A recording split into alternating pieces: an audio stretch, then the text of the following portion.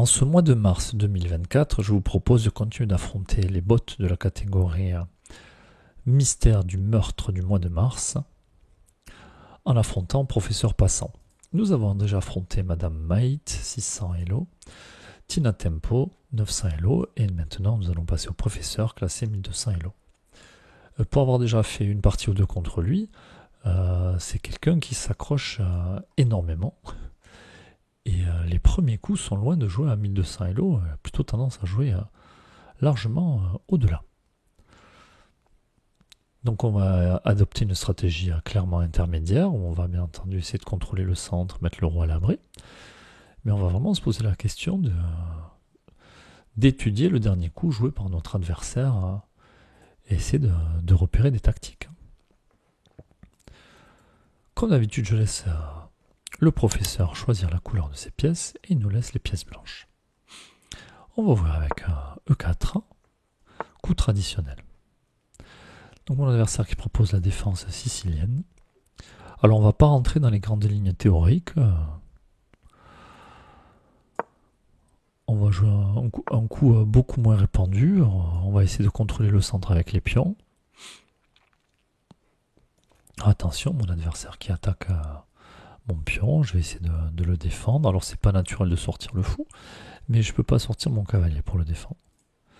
Et puis j'ai pas envie de jouer D3 tout de suite, parce que sinon mon fou il va se retrouver enfermé.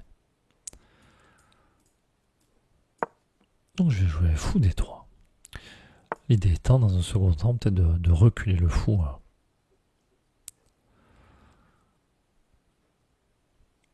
Alors la pression sur mon pion, je pourrais sortir la dame pour essayer de défendre, mais j'ai pas envie de me prendre un coup comme celui-là. Donc je vais prendre le pion. Alors ici, il faut que je me méfie. La dame qui attaque mon pion G2, mon fou qui est attaqué. Comment défendre? Je peux défendre avec ma dame. Protège le fou. Protège mon pion G2. Donc mon adversaire qui met de la pression sur mon fou, pardon. Mais je peux très bien échanger les dames dans un premier temps. Et très certainement qu'une fois que j'aurai changé les dames, mon adversaire reprendra du cavalier. Et du coup, il n'y aura plus personne pour défendre le pion C4. Et je ne vais plus craindre de perdre mon pion G2 puisque la dame aura disparu de l'échiquier. Alors, on va voir ce que fait notre adversaire. Alors maintenant, il faut que je me méfie. Est-ce que mon adversaire peut me menacer des choses? Oui. Mais ici, il menacera mon pion G2. Mais j'oublie pas qu'une fois que j'ai pris le pion C4, mon fou peut revenir si jamais défendre mon pion G2. Donc je vais venir prendre le pion. Donc mon adversaire qui préfère reculer son cavalier. Attention, son cavalier qui menace mon fou. Je vais devoir le replacer. En maintenant, j'ai pas envie de le ramener à sa place, puisque là je vais chercher à sortir le cavalier, roquer, puis j'ai déjà un pion de plus. Alors j'ai quand même un œil sur le pion F7. Mais là j'ai un trou là sur case blanche, je vais en profiter. Et ensuite sortir mon cavalier. Et roquer. Mon adversaire qui propose l'échange des fous. J'ai envie de dire, j'ai un pion de plus. Si en plus on échange les fous, tu vas te retrouver avec deux pions centraux isolés sur la même colonne. Des pions doublés qui peuvent pas être soutenus par des pions sur le côté. Ça n'a pas l'air très joli comme structure. Alors j'avais pas forcément envie d'échanger des pièces, mais sachant que j'ai un pion de plus, et si je peux mettre mon adversaire avec une structure horrible, je crois que je vais le faire. Alors bien entendu, il faut que je me méfie, ça ouvre la colonne de la tour. Et bon, je vais développer mon cavalier, roquer. Bon, j'aurai mon roi qui protégera le pion F2. Et puis je vais pouvoir commencer à m'en prendre à pas ses pions ici. À mon adversaire qui défend latéralement. De toute façon, j'ai pas prévu de manger les pions de suite. Il faut que je développe mes pièces. Donc j'ai ce pion qui me gêne. Mon adversaire qui essaie de se débarrasser d'un de ses pions, mais moi je vois défendu qu'une seule fois. Et moi j'ai l'impression de l'attaquer 3 fois quand même. Alors je me dis peut-être que l'idée de mon adversaire, c'est que si jamais je prends du cavalier, il vient de mettre sa dame derrière pour jouer sur un clouage qui menacerait, si je bouge le cavalier, qui menacerait mat. Sauf que si une fois que j'ai pris à mon cavalier, je peux très bien reculer et je protégerai ma tour. Donc je pense qu'ici on gagne un pion, et si jamais provoquer des échanges, pas de problème, je suis prêt à provoquer des échanges. Je peux aussi en profiter, je ne suis pas obligé de replier tout de suite. Je peux venir protéger mon cavalier. Mon adversaire qui attaque mon fou lui par contre n'est pas protégé. Je vais rester à la protection de mon cavalier. La question c'est avec quelle pièce je reprends. J'aime bien l'idée de reprendre la tour. Comme ça, une fois que j'aurai sorti mon cavalier, je pourrais déjà lier les 2 tours. Après, ce que j'aime dans l'idée de reprendre du fou, c'est que je vais menacer la tour, je vais menacer le cavalier également. Mais bon, là encore, il faut que je me méfie d'un coup comme tour E6, qui va venir clouer mon fou. Mais bon, je me dis, s'il cloue mon fou, j'aurai le temps de sortir le cavalier.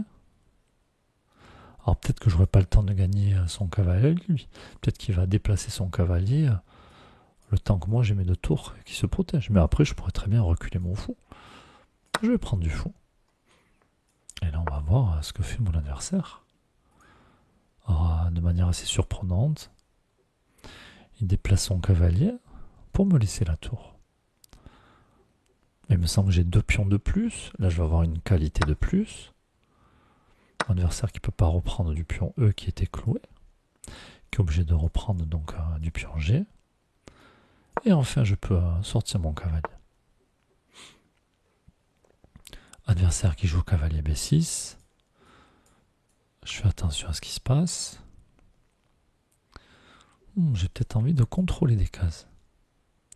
Le problème, c'est que si j'avance mon pion, je vais me construire une structure sur case blanche et mon adversaire a un fou de case noire. Mais je peux aussi voir ça comme si je suis sur case blanche, son fou ne pourra jamais manger mes pions. Mais j'aime bien l'idée d'empêcher son cavalier de venir par là.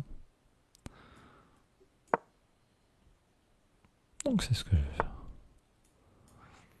Mon adversaire qui met de la pression sur mon cavalier. C'est bien joué. Et si je déplace mon cavalier, je risque de perdre le pion. Alors que faire ici? Ici, je crois que je vais perdre un pion, tout simplement. Bon, je vais défendre mon cavalier. Sûrement que mon adversaire va échanger et qu'ensuite son cavalier va venir récupérer le pion qui attaquera ma tour en même temps. Alors ma tour est attaquée. Si je viens ici, j'attaquerai sa tour et j'ai pas peur qu'il contre-attaque parce que la case est protégée, celle-là aussi, et puis en même temps je défends mon pion B2.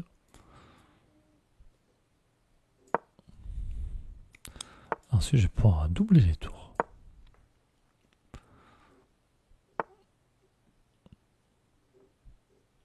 Alors son cavalier qui est très bien placé, qui protège son pion B7, qui m'empêche de venir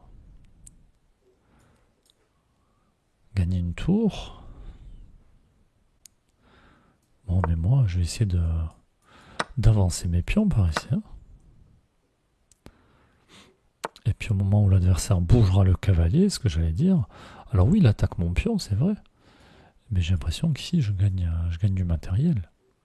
Donc je suis prêt à perdre un pion si c'est pour gagner une tour.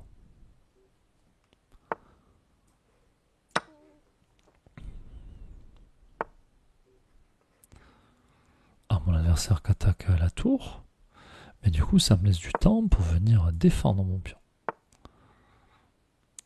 Et puis peut-être maintenant, je vais commencer à le faire avancer, ce pion.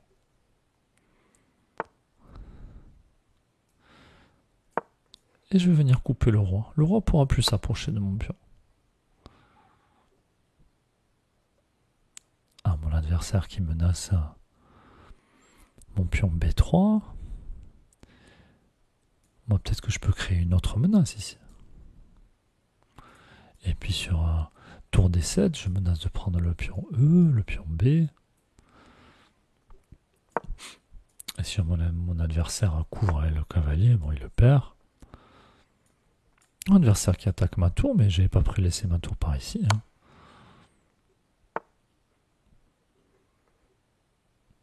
Alors, je pourrais récupérer le pion.